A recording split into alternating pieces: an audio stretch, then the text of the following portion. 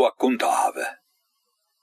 Ma era vedova, accompagniva la cesta con frutte che era cuote dall'arbolo e con la roba fatta dall'orto, ti faceva lo torchio, te l'ambonniva in capo dallo casino alla costa alla menola, t'abbiava per la chianata e saliva lo paese a gli abbenne. Ascive per la via la chiazza de Sotta e poi per la via la chiazza de Coppa.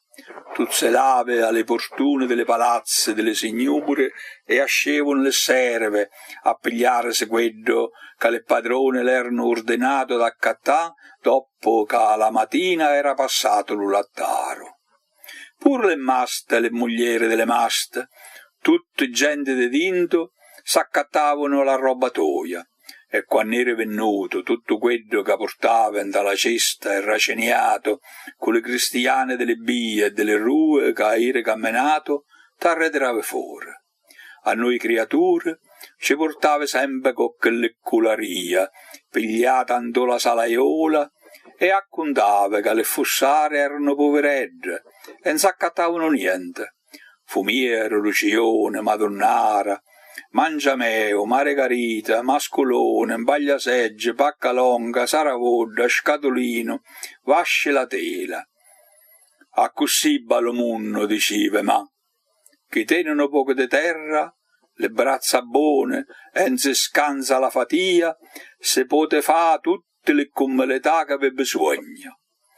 E le pote spensia pure late, ma se la capo soia ne l'aiuta, sa d'accattà pure lo sole quando esce. Nota: a Montecarlo Irpino, grazie anche a mia madre Maria Antonia Del Vecchio, contadina 1922-2011, raccolsi 8-10.000 termini per un glossario dialettale montecalvese e circa 1 migliaio di soprannomi dei cittadini del paese, alcuni dei quali risalgono all'Ottocento.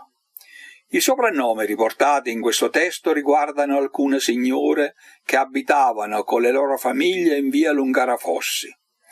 Ne manca qualcuno per le signore come di Cuccoro, di Mastanicola, di Bombeo, La Roscia, Moccia e quelli maschili come Bombreda, Carofano, Cazzarola, Chianella, Cilumbrino, Cocciaianga, Fannino, Mennitto, Zenzula e Zenzuluso.